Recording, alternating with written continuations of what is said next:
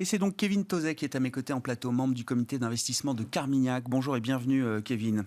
Bonjour Grégoire. La politique monétaire à la une, évidemment, c'est le principal sujet de préoccupation et de focalisation pour les investisseurs. Donc on suit la communication des banques centrales au jour le jour, quasiment. Dernière communication en date, on le disait, c'est le compte-rendu de la dernière réunion de la Fed, avec les minutes publiées hier soir.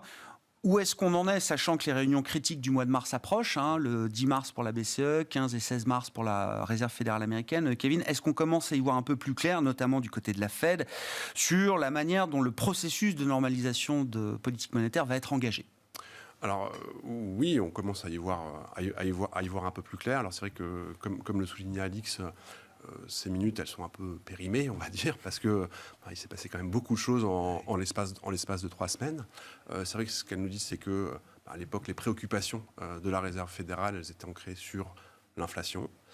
On a eu, depuis le 26 janvier, des chiffres d'inflation très importants aux États-Unis, à plus de 7,5%. Donc ce risque-là, il est encore plus élevé aujourd'hui. Il se portait aussi sur la vigueur du marché de l'emploi, le fait qu'on se rapproche de plus en plus du plein emploi. On a aussi eu des chiffres à ce niveau-là, et là aussi, plutôt révisés à la baisse, en l'occurrence. Il y a moins de chômeurs aux États-Unis. Et puis il y en avait un autre qui était le risque Omicron, qui était plutôt un risque baissier sur le scénario de la Fed, et qui lui aussi est en train de disparaître, en tout cas qui semble moins important que ce qu'on pouvait estimer en janvier. Donc il faut intégrer ça. Ce que ça nous dit, c'est que quand même, l'outil principal utilisé par la Banque centrale américaine, ce sera les hausses de taux, plutôt que le bilan. En tout cas, dans un premier temps, ce sera les hausses de taux. Donc c'est ça le principal enseignement à en tirer. Et que, oui, le mois de mars verra bien une hausse de taux. Notre scénario, c'est qu'on en aura au moins 3 sur la première moitié de cette année, et puis possiblement 3 de plus sur la seconde partie de l'année. Qu'est-ce qui fait la différence, justement ? 3, c'est quasi automatique, vous dites à ce stade, en tout cas vous l'affichez avec un niveau de confiance important, Kevin. Sur la deuxième partie d'année, il y a encore des hypothèques à lever. Qu'est-ce qui fera la différence entre une Fed qui devrait s'arrêter peut-être assez vite, plus vite que ce qu'on imagine, et une Fed qui pourrait continuer, pour être d'ailleurs peut-être en ligne avec certaines estimations de marché assez agressives. Oui. Alors, 3 hausses de taux, oui, c'est notre conviction, et c'est une conviction forte. Nous, on estime que la première hausse de taux, elle sera plutôt de l'ordre de 25 points de base, plutôt que de 50 points de base, comme ce qui peut être discuté par certains stratégistes. C'est vrai que les marchés, ils anticipent plus que ça, ils sont plutôt à 0,37% pour cette première hausse de taux. C'est plus que 0,25. Exactement. Après, il ne faut pas non plus exclure que, potentiellement, on ait, par exemple, au mois de mai, une hausse de taux plus substantielle. Parce qu'on aurait eu entre-temps encore des surprises sur l'inflation. C'est qu'en fait... Et c'est pas une hausse de taux qui changera la dynamique d'inflation à court terme. Non, mais c'est vrai qu'on s'attend à ce qu'on ait encore des chiffres d'inflation qui sont particulièrement importants. C'est-à-dire que le point haut, on va dire le point haut de l'inflation, il ne cesse d'être décalé dans le temps, et aussi en intensité. Et on devrait avoir encore pour 2-3 mois des publications d'inflation entre 7 et 8%. Donc ça peut faire bouger les choses. Après, pourquoi est-ce qu'on scinde l'année en deux ? Parce que ça fait quand même pas mal de choses à digérer aussi. Donc il faut aussi, pour les membres de la Réserve fédérale, se donner le temps de voir comment est-ce que cette hausse des taux d'intérêt va être globalement digérée par les marchés, mais aussi par l'économie. Ouais. Côté européen, là aussi, les choses ont beaucoup évolué depuis la réunion du 3 février, qui était la dernière réunion de la Banque centrale européenne. Comment est-ce que vous avez lu ce que tout le monde décrit comme étant un pivot au quiche aussi sur le plan de la politique monétaire en zone euro, et quelles conclusions à ce stade vous en tirez sur, là aussi, le chemin de normalisation qui s'annonce pour la BCE ? Alors, la séquence, elle est un peu différente. C'est-à-dire qu'aux États-Unis, ce qui va se produire en premier, ce sera ces hausses de taux. En zone euro, il y a vraiment eu un pivot, une évolution. C'est-à-dire que jusqu'à présent, ce que nous disait Madame Lagarde, c'était qu'elle excluait totalement une hausse de taux éventuelle en 2022, ce qui n'est plus le cas aujourd'hui. Et quand on regarde la séquence, ce que nous dit la Banque centrale européenne, c'est qu'elle arrêtera son programme d'achat d'actifs avant de remonter ses taux d'intérêt. Et le programme d'achat d'actifs, il n'est pas attendu ce qui s'arrête de sitôt. Donc ça vous... Officiellement, le programme d'achat d'actifs est encore même open-ended, comme on dit, si on prend l'APP comme référence. Tout à fait. Sans limite de fin, autre que la volonté de la politique Donc, de la BCE. Dans ce pivot de décembre, il y avait une réduction du rythme de ces achats, mais pas un arrêt de celui-là. Et donc, bien voilà, s'il faut se garder une porte ouverte pour une éventuelle hausse de taux en 2022, eh bien, il faudra bien signaler la fin de ce programme d'achat d'actifs. Il faudra faire au moins une ou deux réunions avant la hausse de taux éventuelle. Et donc, vous voyez que si on fait une forme de rétro-planning, ça nous amène à cet automne. Et donc, il va falloir communiquer sur ce sujet-là avant l'été. Ouais. 2 réunions décisives, hein, si on prend comme réunion importante les réunions avec les nouvelles projections du staff. Donc, mars et juin, notamment pour la BCE. Est-ce que le marché est prêt à tout ça ? On en parle depuis longtemps. Hein. Ce qu'on décrit là, c'est l'aboutissement déjà d'un chemin de communication qui a été très intense. Et donc les marchés, les prix de marché ont beaucoup bougé, actions, taux, crédit, etc.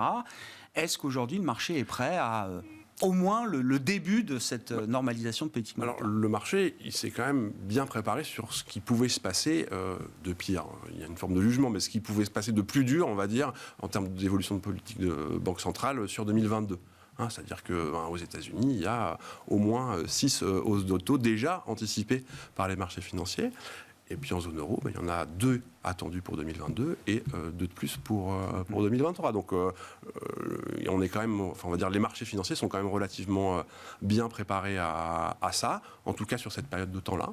C'est-à-dire que là aussi, si on regarde un peu plus loin, ce qui s'est passé pour l'instant, c'était que, en fait, qui était estimé par les marchés, c'est qu'ils revoyaient à la hausse continuellement le nombre de hausses de taux potentiels sur 2022. Si on avait des conversations il y a quelques mois, c'était une hausse attendue pour 2022, puis 2, puis 3, puis 4, puis 5, puis 6, et puis on est presque à 7. Quoi. Donc ça, c'est un élément. Oui, c'est ça. Mais par contre, il ne revoit pas à la hausse le potentiel de voir des taux terminaux, donc c'est-à-dire le niveau le plus élevé qu'auraient les taux d'intérêt, les taux de dépôt américains sur ce cycle de normalisation, au-delà de 2%. Et ça, ça soulève quelques questions quand même, parce que si on ne s'attend pas à ce qu'on ait des publications d'inflation à 7-8% indéfiniment, il est quand même attendu que sur les 3-4 prochaines années, on ait une inflation, notamment l'inflation aux États-Unis, qui soit au-dessus de la cible de 2%. Et donc là, vous dites qu'il y a un point de conversation qui n'est pas terminé. Exactement. C'est-à-dire qu'on a une première, on va dire, jambe de hausse, en tout cas de révision à la hausse de ce que pouvait faire la Banque centrale américaine. Et il y en a possiblement une seconde, parce que si on a des taux de dépôt à 2% et une inflation à 2,50, on reste dans un environnement, on va dire, de conditions financières très très favorables. Oui, il y a une partie de la conversation qui est dans le marché aujourd'hui, il y a une autre partie, alors qui est un peu plus lointaine, donc c'est normal qu'elle ne vienne pas peut-être tout de suite, mais qu'il faudra avoir peut-être à un moment. En termes de stratégie, d'allocation d'actifs, justement, là, qu'est-ce que ça implique pour le positionnement de Carmignac Patrimoine, pour dire les choses simplement, Kevin, aujourd'hui? On avait, on va dire, des positions vendeuses sur les taux corps européens, les taux corps américains. On a toujours un positionnement défensif sur ces marchés-là, mais moins important que ce qui a pu se faire par le passé, parce que on prend acte du fait que le scénario de marché aujourd'hui, il est quand même assez sévère, assez strict, et ce sera dur pour la Banque centrale américaine et la Banque centrale européenne de faire plus, d'être encore plus dur que ce qui est anticipé aujourd'hui. Par contre, on décale un petit peu les points où on appuie, c'est-à-dire qu'on était très concentré, par exemple, des positions très négatives sur du 0 à 2 ans, on va un peu plus loin, parce que c'est bien là que ça devrait se jouer, c'est ce qu'on a dit tout à l'heure. Donc ça, c'est une chose. Donc on prend un peu des profits sur ces positions-là. Ensuite, cette remontée des taux d'intérêt, on l'a vu cette année, elle prend un peu de temps à être digérée sur les marchés du crédit, par exemple. Et là aussi, c'est-à-dire qu'il y a encore de ça quelques mois, on avait des marchés du crédit qui étaient quand même, on va dire, relativement chèrement valorisés. Et ça, c'est-à-dire qu'on pouvait se dire, on regardait le portage, on se disait, voilà, le portage, c'est le meilleur scénario possible pour la classe d'actifs. On a eu, en l'espace de quelques semaines, une hausse des rendements de près de 1%, par exemple, sur les marchés du high yield, encore plus que ça sur d'autres segments de marché, on va dire, d'actifs à portage. Et aujourd'hui, le portage qu'on peut avoir, c'est plus le scénario de base, c'est-à-dire qu'il y a quand même un potentiel de retracement, du fait de cette hausse de taux et puis de cette remontée des primes de risque. Sur la partie action, là aussi, on a vu des corrections de multiples, alors, dans les deux sens, du re-rating pour les parties les moins valorisées, les plus décotées, et puis une baisse déjà assez significative de certains multiples sur les parties de croissance, forte croissance. Comme on dit. Donc, sur les marchés d'actions, on avait réduit l'exposition, on va dire, nette au marché d'actions dans Carmignac Patrimoine, vous le citiez comme exemple. On est autour de 20%. On reste sur ce niveau-là parce que, comme on l'a dit, il va falloir digérer tout ça. Et entre les anticipations de marché et puis la mise en œuvre de cette normalisation monétaire, c'est aussi des choses qu'il faudra intégrer petit à petit.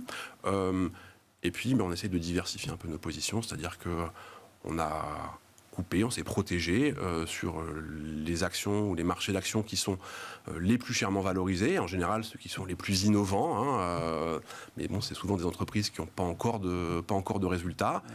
On devrait encore avoir, on va dire, de la volatilité et sur l'inflation et sur les taux d'intérêt, donc un peu de prudence, on va dire, tactiquement sur cette portion du marché-là.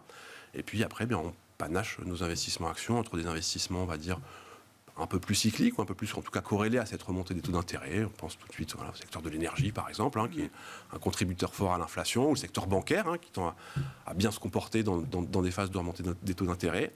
Et puis, cette volatilité, elle devrait quand même perdurer. Donc ça justifie d'avoir, on va dire, des sociétés qui ont quand même pas mal de visibilité, voire même des sociétés plutôt défensives. Donc ça, c'est en termes d'allocation.